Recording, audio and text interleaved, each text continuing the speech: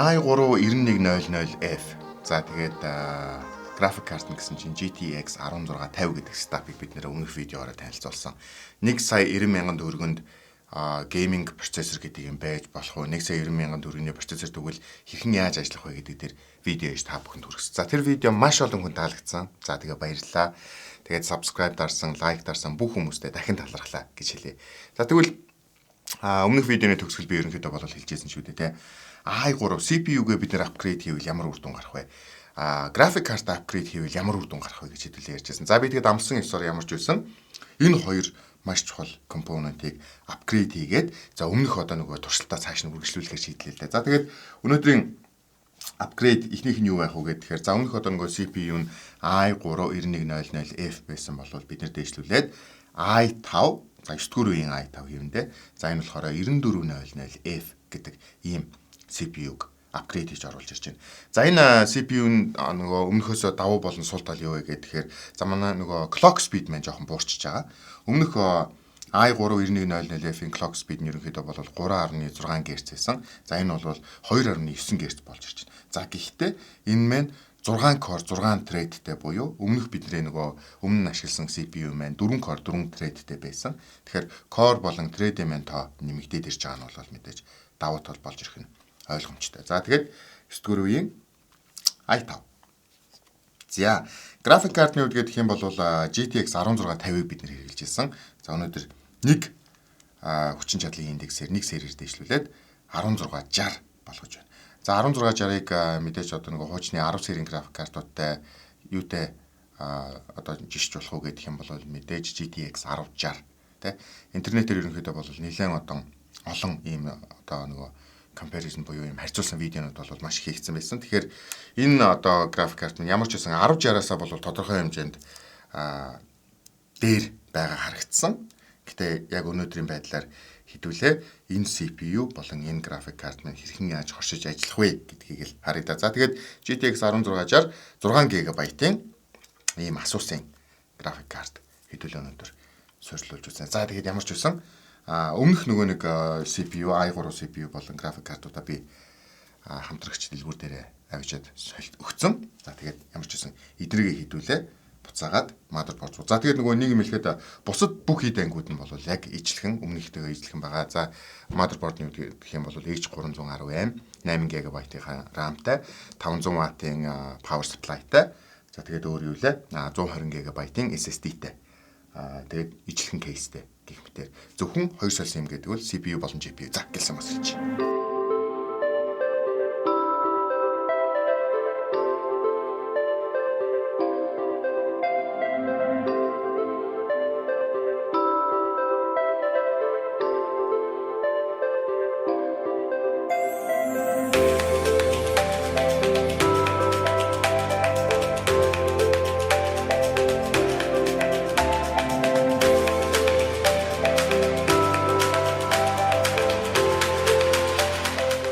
За компьютерийн эд ангиудаа бүгдийг ямар ч байсан сольчлоо. Тэгээд CPU-гээ мэдээж сольсон учраас би BIOS дээр CPU-гээ таниулаад гэхдээ Windows-ыг дахиж шинээр суулгах шаардлага бол байхгүй.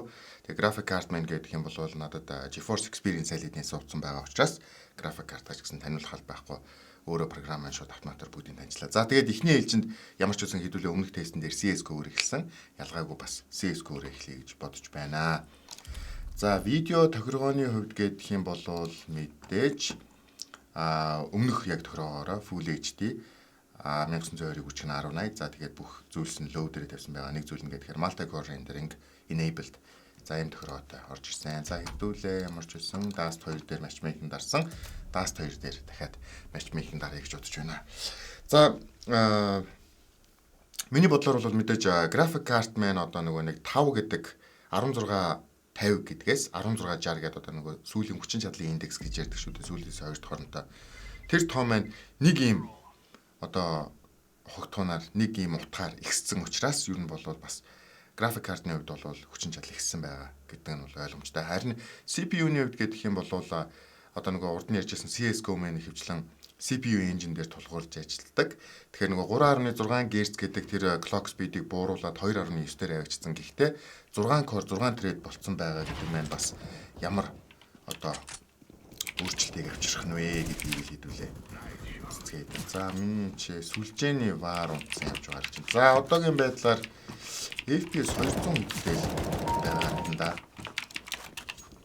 За би бол шууд баг өмнөхөөс бол хамаагүй дээр байна гэж хэлэх гээд байна.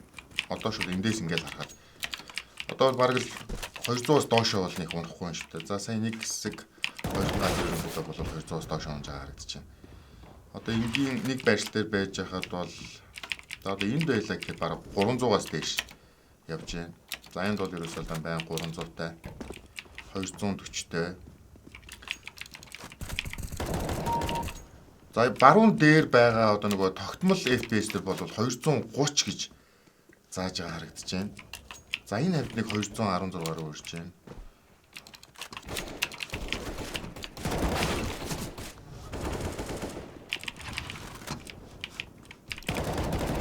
За зарим хүмүүс бас юу яасан бэ? Өмнөх нөгөө видеоны комментиг уншижсэн чинь надад одоо нөгөө дэлгэцээ бичиж байгаа програм чинь бас FPS тодорхой хэмжээнд унгаж байгаа байхаа гэжсэн. Тэгэхээр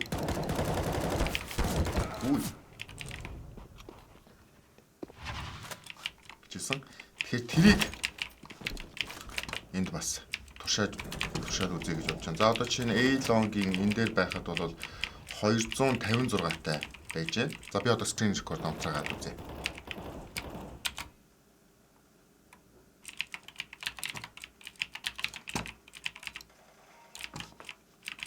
За одоо би тоглоом screen record онцгойгаад ерөнхийдөө бол тоглоом за ямар ч ялгаа байхгүй байна. Би одоо сая энэ түрүү нөгөө A-Long-ийн тэрний газар зогсож ин гэдэг чийсэн 250 хэдэн FPS-тэй байна гэжсэн бол одоо ч гэсэн ялгаагүй 250 хэдэн FPS-тэй л байна. Тэгэхээр GeForce Experience гэдэг нөгөө дэлгэц бичдэг энэ програм дээр бол нэг тийм өөрчлөлт бол гарахгүй байх гэж би бодож байна. За CS:GO ерөнхийдөө нэг иймэрхүү болсон байна. За хэдүүлээ Valorant-а туршиж үзье. За Valorant-ийн үед гэх юм бол зураглал маань мэдээж 1920-ыг үржих нь 18 дээр тавьсан байгаа. Тэгээд яг одоо нөгөө нэг graphic quality-нууд гэдэг юм бол low дээр нь ерөнхийдөө болгоцсон. За V-Sync-ийг off болгоцсон. За тэгээд яг ерөнхийдөө өмнө л яг туршиж үзчихсэн тохиргоон дээр гэсэн үг. За яг нөгөө practice range буюу нөгөө дасгал хийх тэр map руугаа дахиад ороод үзье. Valorant-ийн үед гэх юм бол шинээр сүүлд гарч ирж байгаа тоглоом мөртлөө яг нөгөө тоглоом хөгжүүлж байгаа хүмүүс нь ч гэсэн тэгж яриадсан л да. Тим амар өндөр хүчин чадалтай компьютерийг бол ерөөсөө шаардахгүй Valorant-ийн үед. За одоо зүүн дээр FPS байгаа. Одоогийн байдлаар бол 200 гаруй тайл байгаад байна да. За тэгээд би өмнөх видеон дээр ч ерөнхийдөө бол хийсэн. Энэ Valorant гэдэг тоглоом маань өөрөө яг юу учраас одоо хийгдэж байгаа тоглоом учраас бас цаг ирэх тусам энэ одоо нөгөө сайжруулалт хийгдээл FPS нь одоо яадаг чинь те сайжирдаг ч юм уу зарим нэг элементүүдийг нь илүү гоё болгодог ч юм уу тийм одоо сайжруулах гэдэг үгнээсээ game engine талаас нь сайжруулалтууд хийх боломжтой учраас тоглоомын FPS маань бас ерөнхийдөө өөр болоод байх боломжтой. За энэ нөгөө яг practice map дээр одоо 200 гаруй тайлбарж байгаа гэж байна FPS. За энд FPS өмнө унаадсан. За яг л ялгаагүй 100 эдтэйгээл унж байна. Одоо ер нь бол за энэ бомбны хавцаал юм шиг байна. Яг энэ дээр би өмнөх видеон дээр хэлжсэн нэг юм алдаа байгаад ах шиг байна. FPS ерөнхийдөө бол нэлээд унаад ирж хэлжсэн. Энэ дээр бол ялгаагүй байгаад байна. За энд бол яг одоо ингээд 170-тай, 180-тай, 200 эдтэй л байна л да. Над тоглож байхад бол нэг тийм одоо гацч удаад байгаа юм бол ерөөсөө алга. За хэдүүлээ нийгэм туршиж үзье. Valorant-ыг тоглоход хэдүүлээ төгөлөө штэ тэ. Зарим хүмүүс бас тэгсэн байсан. Зураглалыг нь бүр тулгаад үзүүлээч гэсэн байсан. 1920-ыг үуч нь 18 дээр тавьсан. За харин graphic quality-нуудыг би бүгдийг high болголоо. За V-Sync-ийг бол on болохгүй. За anti-aliasing энийг бүр FFX, за энийг бүр 16x дээр тавьчих. Яг за бүгдийг on болгочих. Ингээд туршаад үзье. За одоо за ер нь бол жоохон багассан л байгаа даа л да. Гэтэ мэдээж зураглал бол хамаагүй гоё болсон байна. Бүх юмнууд нь бүр ингээд нарийн ширхэг одоо тоосон зэрэг ч юм уу те.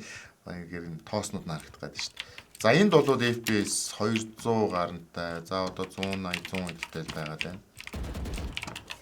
160-тай. Бүгдийг тулгацсан байгаа. 1920-ыг үуч нь 18 буюу Full HD. Тэгээд ерөөсөө сайжруулж болох бүх зүйлийг би дээшлүүлсэн. Ийм байхад бол одоо ингээд 160 хэдэн FPS-тэй байна. 180-тай 190-тай байна гэдэг бол би хангалттай гэж бодож байна. Одоо энэ бол чинь энэ гал мал гэдэг бол нэлээд одоо өндөр эффектийг шаардах нь бол ойлгомжтой гэж бодож байна. За ингээд ийм байхад бол би энийг бол тулах боломжтой л гэж бодож байна. За тэгээд мэдээж нөгөө график сеттингсүүдэд буцаагаад буулгах юм бол түрүү нэг шиг одоо буцаагаад 200-аас дэшегээ бараг одоо 230 мөцтэй төвлөж исэн байх. Ийм боломжууд бол гарч ирэх нэ. За тэгээд ерөнхийдөө одоо өмнөх сетап тэгээд энэ сетап хоёрыг харьцуулаад үзэх юм бол мэдээж CPU маань их сайжирч байгаа. За сайжирна гэдэг нь мэдээж clock speed-ээ бидэнд 2.9 рүү багасгангуудаа за харин 6 core 6 thread гэдэг core болон thread-ийнхаа тоог нэмсэн. График картны үед гэдэг юм бол 1650-аас дэвшлүүлээд 1660 болгоцсон. За өмнөх нэг 10 дугаар серийн график картуудыг мэддэг хүмүүст бол биелсэн 1050 гэдэг график картаас 1060 руу шилжүүлж байгаатай ерөнхийдөө бол адилхан. За тэгээд ийм байна л да. Яг одоо энэ компьютер маань ер нь болвол 1,590,000 төгрөг болж байгаа. 1,590,000 төгрөгөнд яг иймэрхүү стапыг худалдаж авах уу эсвэл сая 90,000 төгрөгөнд өмнөх одоо жишээ нь стапыг худалдаж авах уу гэдэг бол мэдээж таны өөрийн сонголт болж байна. 500,000 төгрөгийн наан цаана гэдэг бол маш том, зарим хүмүүс бол маш том ялгаа шүү дээ. Тэгэхээр яг та компьютер дээр өөр юу хийх гэж байна вэ? Хэрвээ CS:GO тоглоод за магадгүй Dota тоглоод, за магадгүй Valorant тоглоод, тэгээ дээрээс нэмэх нь одоо зүгээр энгийн хэрэгцээ те интернет орох, тэгээ нэг Microsoft Word, Excel гэдэг ч юм уу тиймэрхүү програмыг ашиглаад гэрийн нөхцөлд ашиглах юм бол магадгүй би эхний сонголт буюу сая 90,000 төгрөгийн стап хангалттай байж болохоор байгаад байгаа байхгүй. За гэхдээ мэдээж нөгөө 240 Гц дийлэх завдаг ч юм уу эсвэл нөгөө 144 Гц дийлэх заваад магадгүй та FPS байнга тогтмол 200-аас дээш байлгаж тоолох илүү дуртай болвол яг нөгөө өмнөх i3-9100F гэдэг CPU дээр нь өмнөх график картын зөвхөн сайжруулаад авчиж болно. 1650 биш 1660 болгоод тий. Эсвэл хэрвээ та PUBG тоглох дуртай бол PUBG маань өөрөө илүү CPU-ний core болон thread гэдгийг бас нэлээд ингэж demand хийж буюу тий шаардаж тоглодог учраас хэрвээ та PUBG тоглох одоо таны сонирхол байгаа бол магадгүй энэ одоо яг өнөөдрийн босгоцсон байгаа сая 590,000 төгрөгийн i5 9 дэх үеийн i5 тэгээд 1660 гэсэн энэ одоо сетапаар босгох юм бол тань бас дээр байх. Тэгээд дээрэс нэмэх нь хэрвээ PUBG та тоглох дуртай бол магадгүй RAM-ыг 8 GB биш 16 GB болгочих юм бол бүр илүү бас ач холбогдох боллоо. Манай хата яг одоо энэ хүү контентыг хамт бэлтгэж байгаа компьютер ландын 2 давхрын 29 тоотын залуу маань ерөнхийдөө бол надад одоо тиймэрхүү мэдээллийг хүргэсэн байгаа. Хэрвээ PUBG тоглох дуртай бол мэдээж одоо илүү core илүү трейдинг ач холбогдлыг гаргаж чадна. Дээрээс нэмэх нь RAM-ыг сайжруулах юм бол бас PUBG-гийн FPS тодорхой хэмжээнд ихсэж байгаа тийм дүр зураг бол харагдчихсан гэдгийг хэлжсэн. За тэгээд мэдээж сонголт таньгаас сая 90,000 төгрөгийн компьютер та босох уу эсвэл сая 590,000 төгрөгийн компьютер босох уу? Магадгүй сая 90,000 төгрөгийн компьютер босгоод хэрвээ таны бажет буюу таны мөнгөний лимит чинь сая 500,000 төгрөг байгаа бол та сая 90,000 төгрөгийн компьютер босгонгуудаа тэр илүү одоо гарч байгаа тэр нэг 490,000 590,000 төгрөгөөр илүү 144 Гц монитор худалдаад авчих юм бол эсвэл 60 Гц монитор худалдаж ангуудаа маус болон keyboard чихвч дээрүүгээ бас тодорхой хэмжээний мөнгөө зарцуулаад ингээд хуваарлаад авах бүрэн боломжтой юм байна. За ямар ч байсан та бүхэндээ 2 стапаар харьцуулсан видео үзүүллээ. За тэгээд CS:GO болон Valorant гэдэг хоёр тоглоом дээр илүү тест хийж үзүүлээд байгаа. Тэгээд магадгүй одоо дахиад энэний дараагийн левелийг нь яг ингэж дахиж угсраад дахиад ингээд тест хийгээд FPS-ийг ингээд шалгаж гаргахыг хүсэх юм бол та бүхэн мэдээж лайк дараараа subscribe хийгээрэй. Тэгээд дээрээс нэмэх нь комент хэсгээр тэгье дараагийн магадгүй 2 сая төгрөгийн 2 сая 90,000 төгрөг ч гэдэм үү те 2 сая төгрөгийн тэр сетапыг үзье гэдгийг дэмжиж байвал та бүхэн лайк дараад сэтгэлдээ дэмжиж байна гэд бичээд үлдээгээрэй.